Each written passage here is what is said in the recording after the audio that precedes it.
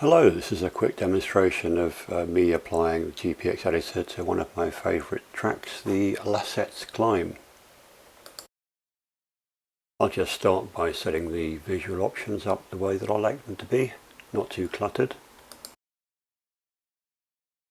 I know this is a fairly bad GPX file, but let's have a quick fly through to have a look. I can tell you from experience that's pretty much unwritable. Let's start to fix this up. I'm just going to change my visual settings again, and then I'm going to use the third person view and the bend smoother to start to look for some of the particularly nasty bends. The first bend that exceeds the threshold, for instance, is a good place to start on that particular bend, and we'll prepare ourselves to start using the bend smoother.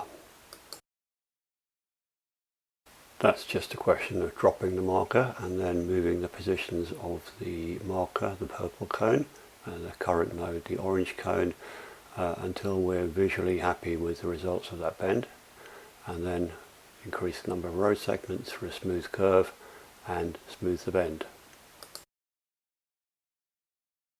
We'll now move on to the next in the list and repeat the process, and you just have to bear in mind that sometimes it takes a little bit of juggling with the two markers, the purple and the orange markers, to come up with the bend that you're happy with.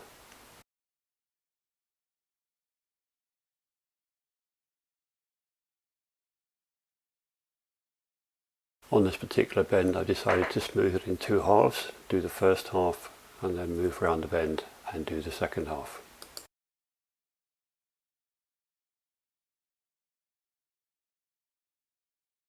At which point I decided to go back and revisit the first half just to get a smoother result.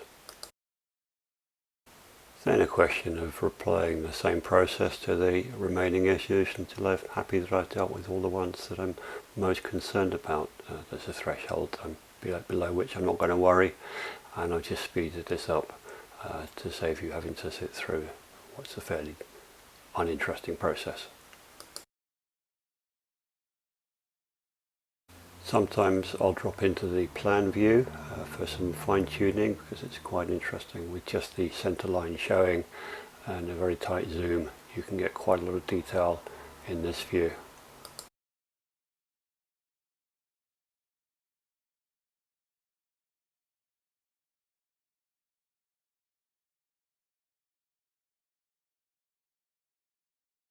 And greatly speeded up, just run through the rest of the issues, not all about the hairpins, until we've cleared out the problems with the bends.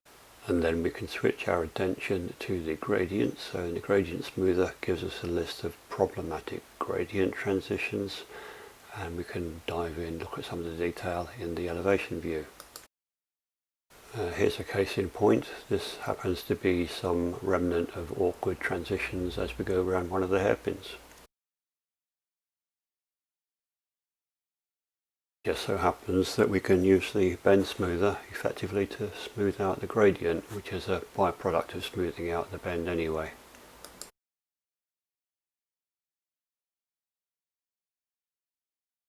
This particular dip is now almost infamous, and it's a very good opportunity to demonstrate the use of the gradient smoother with a certain degree of bumpiness between these two markers, so that we can preserve some of the bump and yet make the ride a little bit less unpleasant for the rider.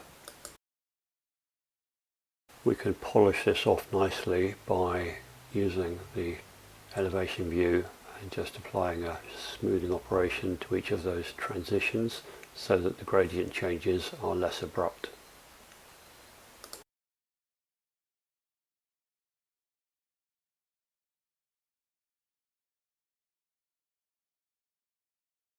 And again, for the sake of time, we'll compress 10 minutes worth of work down into 10 seconds of video footage. It's just going around all of the gradient problems. Remember to save your work frequently, especially when you think you've finished. And let's try another fly through to see if that's improved things. I've superimposed the original one in the inset view on top right, and I hope you'll agree that the result is worth the effort.